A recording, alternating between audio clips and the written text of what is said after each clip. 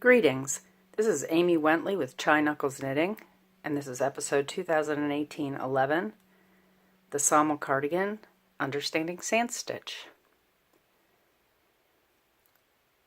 I'm about to start a class at the Hillsborough Yarn Shop on the Sammal Cardigan by Joji Locatelli, and here's what the cardigan looks like. It is a top-down cardigan with lovely shaping around the back of the neck and the shoulders. It has two cables down the front, and the body of the sweater is done primarily in a sand stitch.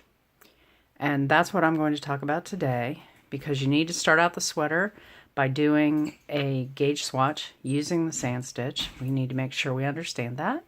And then also this sweater involves a lot of increases and decreases. So while you're doing the sweater, it's important to be able to read your knitting, to be able to see the stitches, and to be able to determine what action you need to take on different rows of the sweater. So it's important to know how to read the sand stitch, and we'll talk about that today too. So in the pattern, this is what the sand stitch looks like. It seems to be very simple, and it's the same flat or in the round.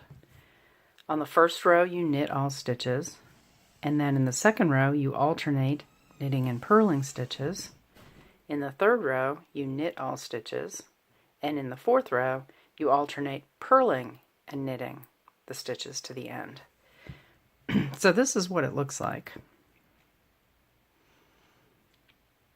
You'll have rows. This is from the front side.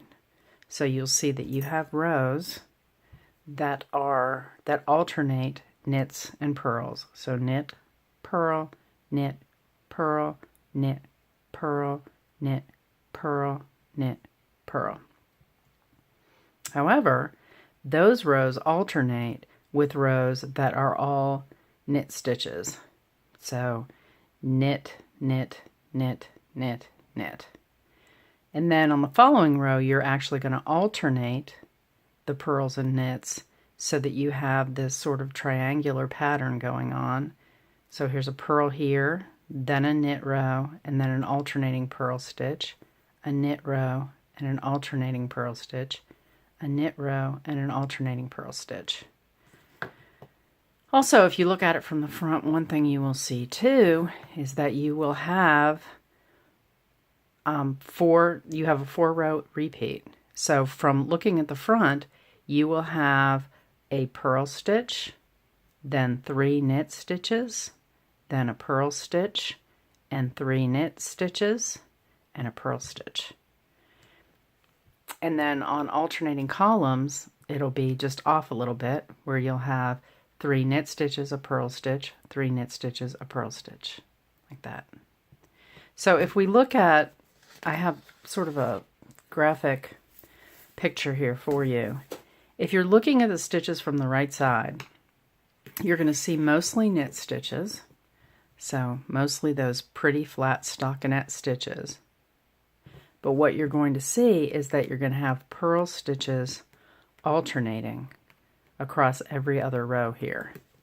So on your swatch, what you see is alternating purl stitches like this from the front. Now, in this pattern, when you're working the right side, you're always going to be working knit stitches across the right side. When you turn it over, and for the majority of the sweater except the sleeves, you're going to be working flat. So when you turn it over and you go to work the alternating knit and purl stitches, you're going to be doing that from the back. And what you're going to see when you turn it over is you're going to see the back of a knit row, which is all purl stitches on your needle. So if you look at the graphic here, what you have is when you're looking at the back and you turn this top swatch over, what you're going to see is rows of purl stitches, and you're going to see purls and knits alternating on the next row, then a row of purl stitches, and knits and purls are alternating on the next row.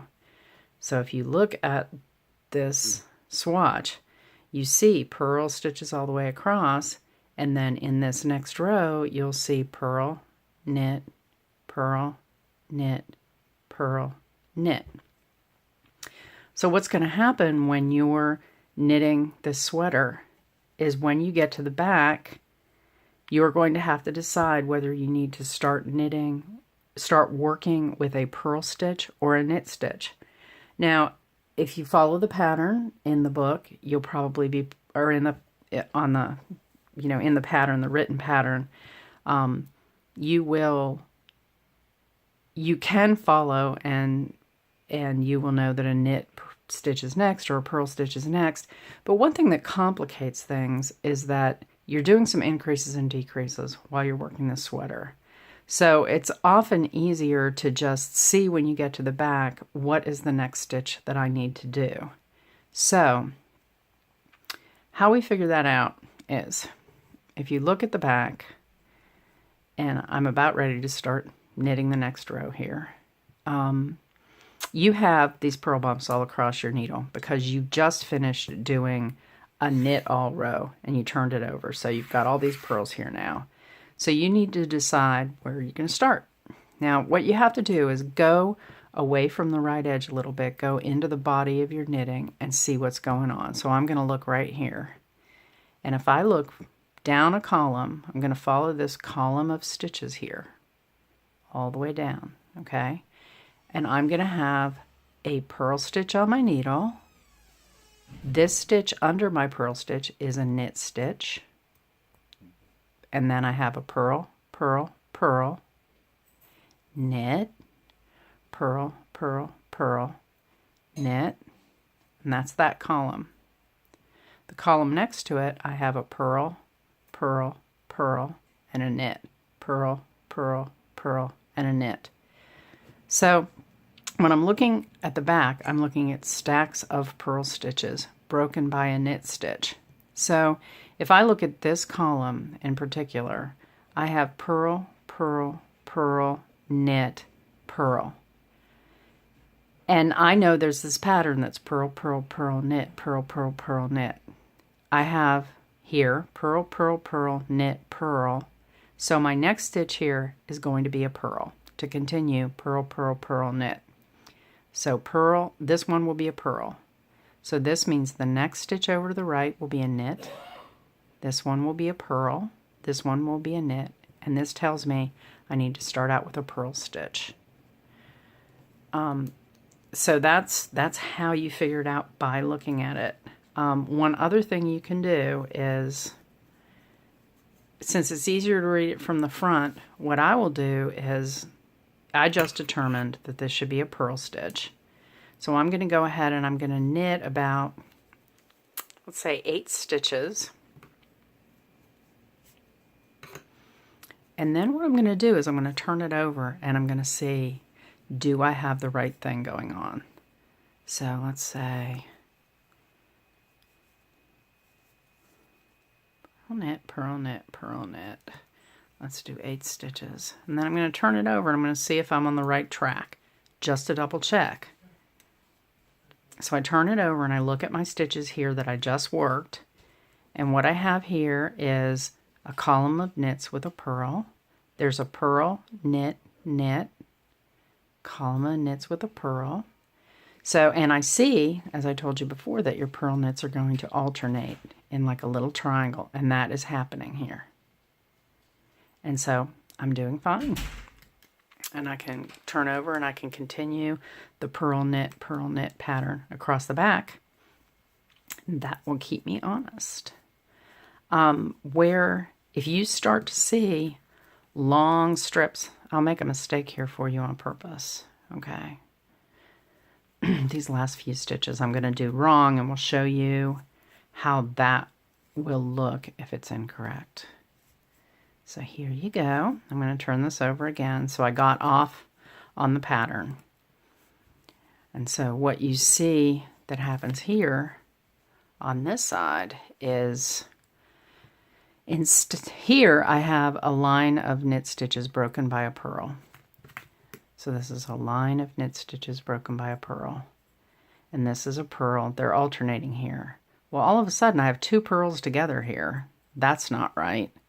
And then if I look over to the right where I made the mistake, I have these long lines of stockinette, and I've got 2 purls, 2 rows apart here. And that is not the look that you want to go for. You don't need these long lines of knit stitches. If you see that, you got off on your pattern. So you'll need to go back and you'll need to pull those stitches out and correct.